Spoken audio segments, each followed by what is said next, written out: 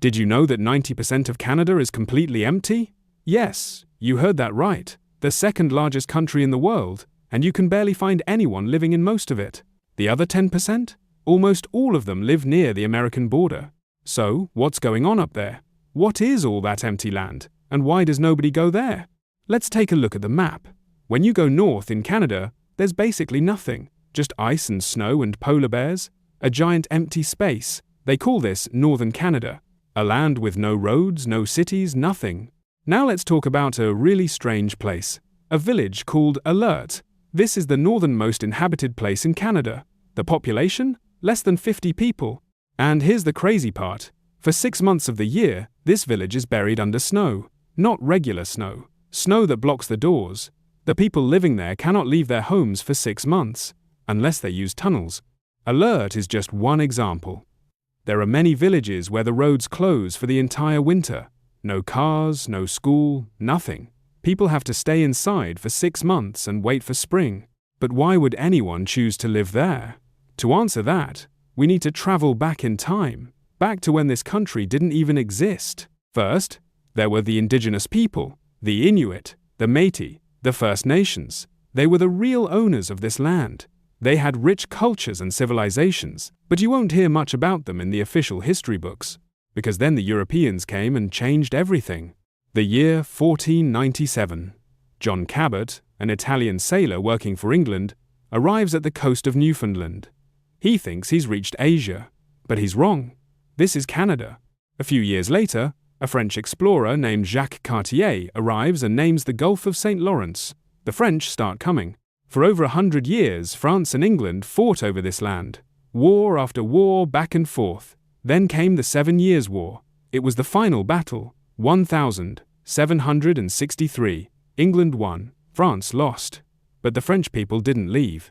They stayed in Quebec, and they're still there today. Still speaking French, still holding on to their culture. Now, here's a shocking statistic for you. Canada has more lakes than the rest of the world combined. About 2 million lakes. What does that mean? It means 60% of the world's lakes are in Canada. Why? Because thousands of years ago, glaciers carved up this land. They left behind huge holes, those holes filled with water, and that's how you get 2 million lakes. And where are most of these lakes? In that 90% empty space. Imagine billions of liters of fresh, clean water, sitting there untouched, one of the largest freshwater reserves on the planet, and no one lives there. Why? Because it's too cold to build anything. Let's move forward in history. 1867. Canada is officially born. 4 provinces, Ontario, Quebec, Nova Scotia, and New Brunswick, decide to unite. They call this Confederation. Slowly, other provinces join. Manitoba, British Columbia, Prince Edward Island. Each one has its own story. Take British Columbia, for example. They made a deal. We'll join, but you have to build a railroad connecting us to the rest of Canada within 10 years. Canada agreed. They built the railroad. Thousands of Chinese workers died building it. But they connected the country. Then there's a place called Yukon. They found gold there.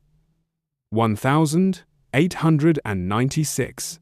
Thousands of people rushed north. They called it the Klondike Gold Rush. People traveled into the ice and snow, hoping to get rich. Many died. Many found nothing. But the towns they built are still there. Dawson City. It's mostly a ghost town now. Now let's talk about an incredible person. Terry Fox. The year 1980. He had cancer. They had to amputate his leg. But with an artificial leg, he decided to run across Canada to raise money for cancer research. He ran a marathon every single day. For 143 days. He covered 5,373 kilometers until the cancer came back and he died. But all of Canada remembers him. Every year, they run in his honor. Here's another strange fact. Canada has a desert. Yes, you read that correctly. A desert. In British Columbia, they call it the Osoyoos Desert. It's small, but it's real. Why does it exist? Because no rain falls there. The mountains block the clouds. The result? A small patch of desert in the middle of Canada's forests. Now let's talk about a war. The war between Canada and Denmark. Can you believe it? 2 peaceful countries fighting over a tiny island. The island's name is Hans. It's between Greenland and Ellesmere Island. No one lived there. Just a rock. From 1930 until 2022, these two countries argued over this rock. Whenever someone visited, they would put up their country's flag and leave a bottle of whiskey for the other side. They called it the Whiskey War. Finally, in 2022, they made peace and split the island in half for Canada, half for Denmark. This story shows how peaceful Canada can be, but it also shows how much empty space there is, fighting over a tiny rock in the middle of nowhere. Now let's talk about something darker, the stolen children. Between 1831 and 1996, the Canadian government created residential schools for Indigenous children. They took children away from their families and put them in these schools.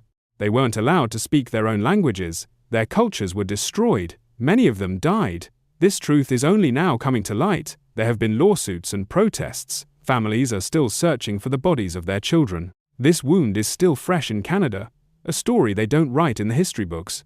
Let's come back to the present, modern Canada, a country with 40 million people. But still, 90% of it is empty. Why? Because the north is too cold for human life, unless you have advanced technology. But people still come to Canada because they know it's safe. They call it the land of opportunity. Here's something you might not know. Canada has the largest uranium reserves in the world. Tons of diamonds, oil and gas, forests, fresh water, and still, the population is small. A rich country with few people. What does that mean? A high standard of living, but also loneliness. Crowded cities are rare. Toronto, Vancouver, Montreal, Calgary, these are where the people are. Everywhere else, either forest, ice, or lakes. One more amazing fact. Canada has the longest coastline in the world, 202,000 kilometers. If you wanted to sail around Canada, it would take years, but most of that coastline is empty. No one lives there, just polar bears and seals. Think about all that space, all those resources, all that history. Most of it unknown. Most of us only know Canada for maple leaves and syrup. But behind these symbols, there are so many untold stories. Now tell me, would you want to live in Canada? Which city would you choose? Write your answer in the comments. Let's see who has the courage to live in that 90% empty space.